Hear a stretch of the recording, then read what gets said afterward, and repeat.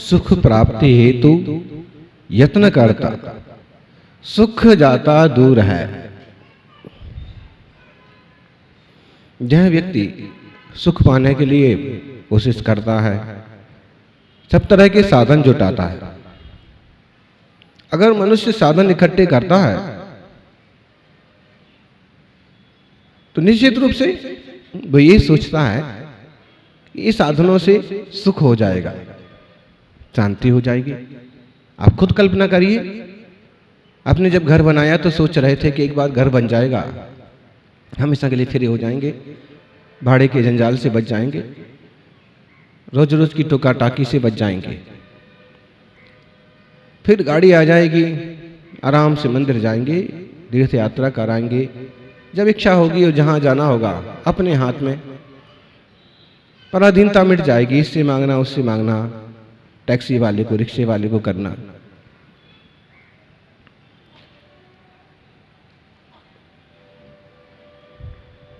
TV आ जाएगी तो भी दुनिया की सारी जानकारी घर बैठे मालूम पड़ेगी। जो देखना होगा देखेंगे, जो चैनल पसंद आएगा उसको लगाएंगे। लेकिन आप जितनी सारी सुविधाएं इकट्ठी करते हैं, और सुविधाएं इकट्ठी करते हैं सुख के लिए, लेकिन वास्तव में सुविधाएं सुख नहीं है। और वे सुविधाएं आपको सुखी कर पाए वो भी जरूरी नहीं है।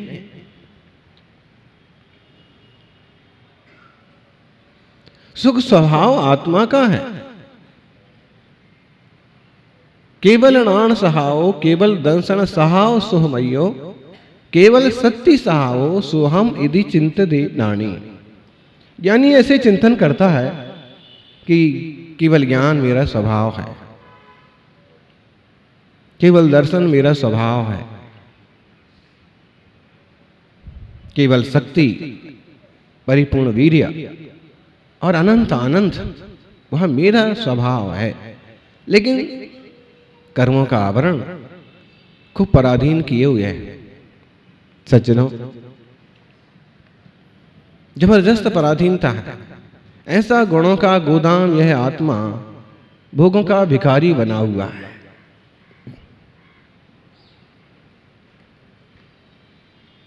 देहात्म बुद्धि वाला जीव आत्मा और देह को एक मान करके निरंतर देह की सुख साधना के लिए कोशिश करता रहता है।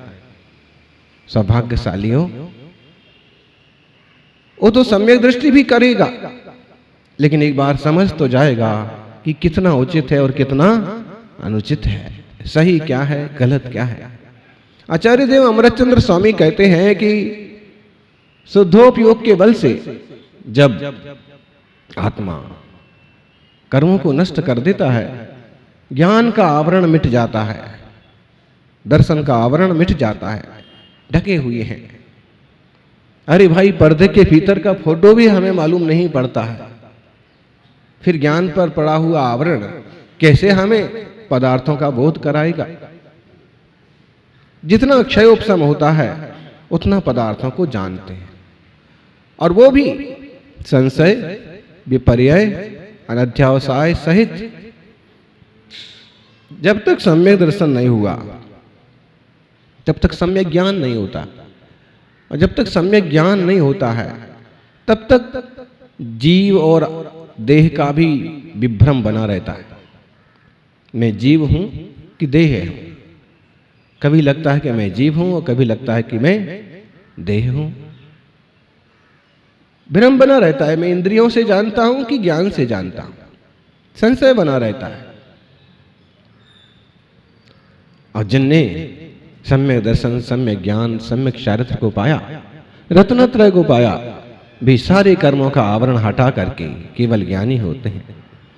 ज्ञानाधिकार का प्रारंभ करते हुए कह रहे हैं, परिणम दो खलुडाणम पचखा सब दब पजाया,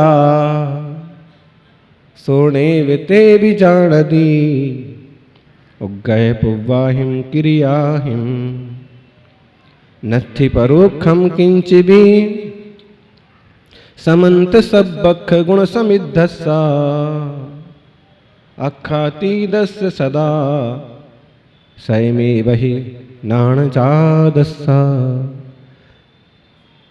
प्रवचन सार की 21 और 22 नंबर की गाथा।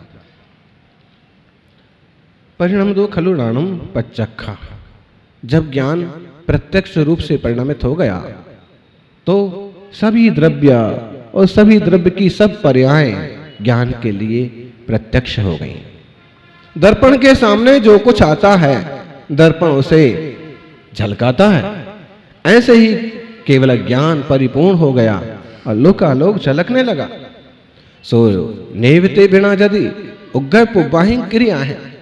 जो केवल ज्ञान होता है, निरावरण ज्ञान होता है, वह अवग्रह इहा अवाय धारणा आदि के द्वारा नहीं जानता है। हमारा और आपका ज्ञान कैसा है? अवग्रह। अब महाराज जी नहीं आए हैं, ठीक है, अब आप देख रहे हो। जरा सी आहट आती है कि कुछ लोग आते हुए दिखते हैं कि आप सोचते हो कि जरूर इनके पीछे अब आएंगे, अवग्रह लगाते हो। यह और अगर आ भी गए तो फिर ये सोचते हो जिनका हम इंतजार कर रहे वो ही हैं, है ना। फिर निर्णय करते किसी भी मामले में आप इसके बिना तत्व का, पदार्थ का, वस्तु का निर्णय ज्ञान नहीं कर पाते हैं, नहीं जान पाते। यह लगाते हैं, इच्छा करते हैं कि वास्तविकता क्या है, अवाय इसमें आप निर्णय करते हैं। बिल्कुल ज्यादा लोग साथ में हैं, अमुक महाराज जी ही हैं, बड़े महाराज जी हैं, ठीक है। और धारणा कभी फिर ऐसा योग बने तो अपन तुरंत अनुमान लगा लेंगे, धारणा लगा लेंगे कि बड़े महाराज जी आ गए।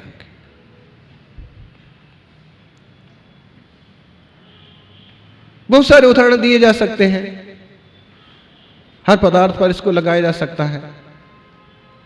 खबर ही नहीं लोगों को हमारा मति ज्ञान, श्रुत ज्ञान कैसे काम करता है।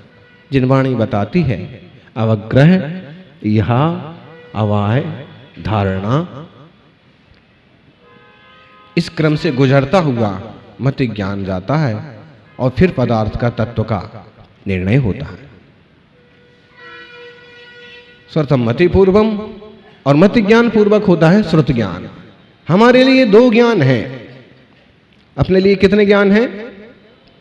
आप सबके लिए कितने ज्ञान हैं? बहुत सारे ज्ञान होंगे आपको। हमारे लिए दो ज्ञान है, मति ज्ञान और श्रुत ज्ञान।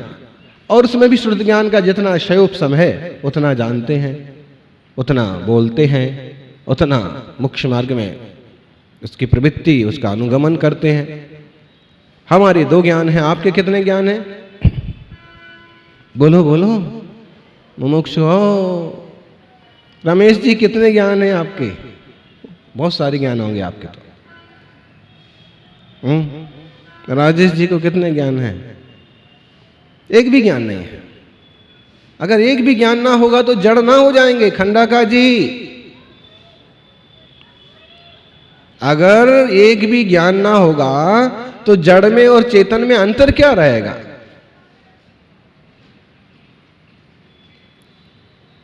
अगर हमें इस तरह से बात कर रहे हों कि शरीर में ज्ञान नहीं है या शरीर का स्वभाव ज्ञान नहीं है तो आप ठीक हो, लेकिन वास्तव में इस शरीर में विराजित जो हम चैतन्य आत्मा है वो वर्तमान में दो ज्ञान रूप से विराज रहा है। मत श्रुत ज्ञान, दो के बिना कोई संसारी जीव नहीं होता है, कोई भी जीव। हरियाली अमावस्या है आज। कौन सी अमावस्या है? और लोग बहुत जगह पेड़ पौधे लगाएंगे, वृक्षारोपण करेंगे, पानी डालेंगे। और देखिए जिन वृक्षों को जितना बढ़िया से पानी मिल जाएगा, जितना बढ़िया से धूप मिल जाएगी, जितना बढ़िया खाद मिल जाएगा, जितनी सुरक्षा हो जाएगी, वे उतने खिले खिले दिखेंगे, वे उतने जल्दी खड़े हो जाएंगे, बड़े हो जाएंगे, है ना। ये केंद्रीय जीव है, जड़ नहीं है, ये भी चेतन है। और अगर भयंकर धूप पड़ जाए एकदम और पानी ना मिले तो क्या होता है? फिर सूख जाता है, प्राण निकल जाते हैं। जीव है, इसीलिए मुनिराज चातुर्मास में विहार नहीं करते हैं। जगह जगह घास होगी, अनंत कायक पौधे होंगे, पत्तियां होंगी, और कीड़े मकोड़े भी ढेरों होते हैं। वो भी सब 2 इंद्रिय होने के बाद भी, 3 इंद्रिय होने के बाद भी ज्ञान वाले तो हैं। ज्ञान के बिना कोई आत्मा नहीं है। हैं? गुस्से में कभी कभी आप बोल पड़ते हो, किसी अपने आदमी को डांट रहे हो और बोल पड़ते हो कि तू तो एकदम जड़ है। क्या है? बोल देते ना। बहुत तरह की गालियां हैं, गधा है, सुअर है, और उससे आगे का है जड़। जड़ का मतलब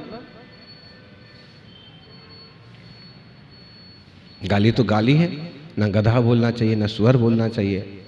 ये बात तो सही है कि ये जीव पता नहीं कौन कौन सी पर्याय में गया होगा, और इस पर्याय में भी गया होगा, लेकिन वर्तमान की इंसान की पर्याय वालों को आप ऐसे शब्द बोलोगे तो उसको जमेगा नहीं, और बोलना भी नहीं चाहिए। वो इतना विकास करके आया है और तुम अशुभ शब्द क्यों बोल रहे हो, नीचे की बात क्यों बोल रहे हो? और जड़ तो बोलो ही मत। चेतन है, उस चेतन को, उस ज्ञान को प्रभु आत्मा ने इतना विकसित किया है कि वे बिना अवग्रह यहाँ अवाय धारणा के सब कुछ एक साथ प्रत्यक्ष जानते हैं, देखते हैं। लोकालोक प्रकाशक ज्ञानी सज्जनों, नत्थि परोक्षम किंचिवी समंत सबख गुण समित दस्सा। अब उनको परोक्ष कुछ भी नहीं रह गया। परोक्ष, परोक्ष मतलब इंद्रियों से जानने लायक। अब उनको इंद्रियों से कुछ भी नहीं जानना। यूं बैठे रहेंगे महावीर स्वामी समोषण में, और दिव्य ध्वनि खिरती रहेगी। लोक में जो जो कुछ है सब पदार्थों का व्याख्यान उनकी वाणी में आता जाएगा, और सब उनके ज्ञान का विषय बनता जाएगा। उनके ज्ञान का विषय है, बनाना पड़ता नहीं। एक साथ 3 लोक के जानने वाले ऐसे देवाधिदेव को हम प्रणाम करते हैं, जो 3 लोक को एक साथ जानते हैं, जो सर्वज्ञ हैं, वो देवाधिदेव हैं, है ना? वो वंदनीय हैं। और फिर आगे का आपको पता है ना, जो पूर्णता ज्ञानामृत पीते हैं, ज्ञानामृत से सराबोर है, सर्वज्ञ हैं, वो देवाधिदेव हैं। जो अमृत पीते हैं वो देव हैं, जो जहर पीते हैं वो महादेव हैं। और उसके आगे वाला आप लोगों को बोलिए, जो अपनी पत्नी का गुस्सा पी जाते हैं वो पतिदेव हैं। तो पतिदेव ही बने रहोगे क्या जिंदगी भर? बोलो, तुम स्वामित्व करते ही क्यों हो किसी पदार्थ पर? और किसी पदार्थ के पति, किसी व्यक्ति के, किसी स्त्री के, किसी पति बनते ही क्यों हो? सब लोग पति मही दो। सर्वलोक के पतियों से भी पूजित हैं अरहंत देव। तो ऐसे देवाधिदेव बनने का पुरुषार्थ क्यों नहीं करते?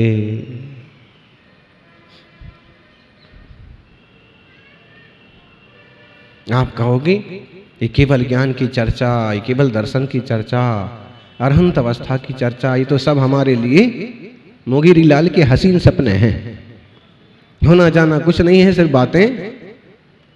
ऐसा क्यों सोचते हैं? श्रद्धा क्यों नहीं बैठती अपने अपने अनंत वैभव पर?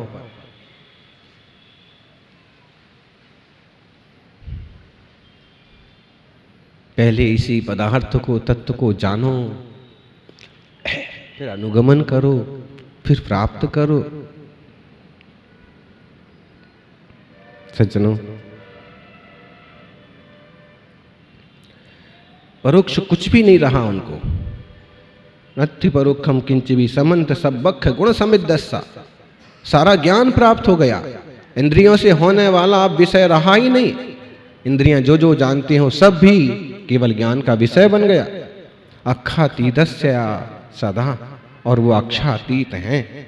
स में वही नाण जादस्सा, खुद ही ज्ञान से उत्पन्न हुए हैं, खुद ही ज्ञान रूप हो गए हैं। ऐसे सर्वज्ञ भगवान, ऐसे अरहंत भगवान होते हैं। अपना आत्मा भी इस दशा को पा सकता है। लेकिन वर्तमान की पर्याय देखो, पर्याय की पराधीनता देखो, पामरता देखो। क्षण में दुख आ जाएगा, क्षण में सुख, क्षण में साता हो जाएगी और क्षण भर में असाता हो जाएगी। देर लगती है क्या? अच्छे अच्छे इतराने वाले परेशान हो जाते हैं। इसलिए अपने उपयोग को धर्ममय बनाओ और लक्ष्य रखो कि जो पाया है अरहंत देव ने वही हमें भी पाना है। अब देखो तो सही कितनी तेजी से परिणमन होता है। कल मालूम पड़ा होगा आपको, अशोक पाटनी किशनगढ़ वाले शुरू से ही मुनि संघ की सेवा में यहाँ पर है और प्रवचन सुनने की सीट पर बैठे थे और उनको अटैक आ गया।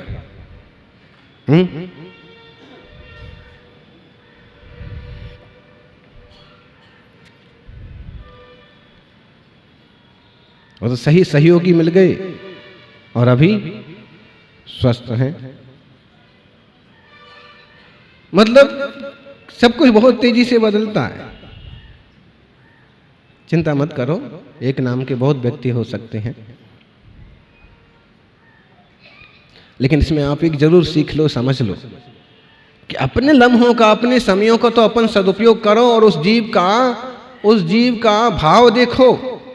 जैसे उसे अस्पताल में थोड़ा ख्याल आया कि अस्पताल आ गए, तो उन्होंने कहा, उनके जो सहयोगी थे, भाई भतीजे थे, उनको कहा कि देखो भाई, मैं तो यहाँ आ गया ठीक है, लेकिन मेरा चौका बंद नहीं होना चाहिए।